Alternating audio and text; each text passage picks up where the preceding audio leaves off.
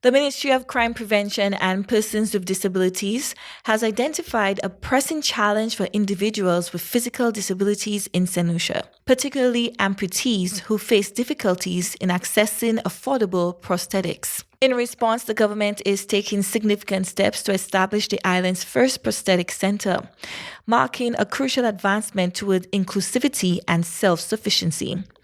Over the past year, the ministry engaged in extensive consultations with key stakeholders, including the National Council for Persons with Disabilities, the Blind Welfare Association, and various advocacy groups.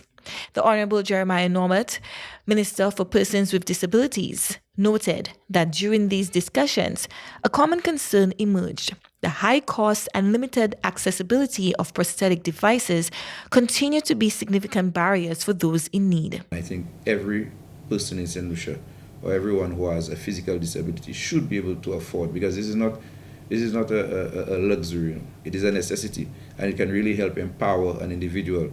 We have individuals who want to go to work and they're unable to go to work because of their inability or their mobility issues.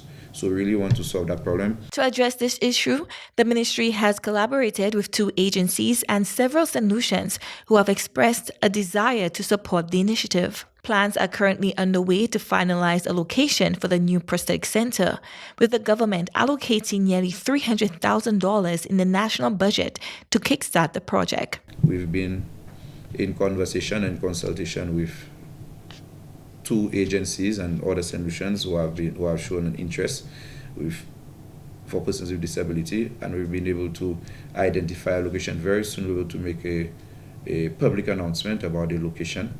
We're just finalizing a few administrative things, but we've been able to identify an area that we're going to, and Prime Minister has placed in the budget, I think somewhere in the region about $300,000 to start up the prosthetic center. Minister Norbert emphasized that this initiative represents a shift away from reliance on donor agencies, as the government is committed to achieving self-sufficiency. This center will not only serve the needs of Saint Lucians, but will also cater to individuals across the region, ensuring greater accessibility to prosthetic care.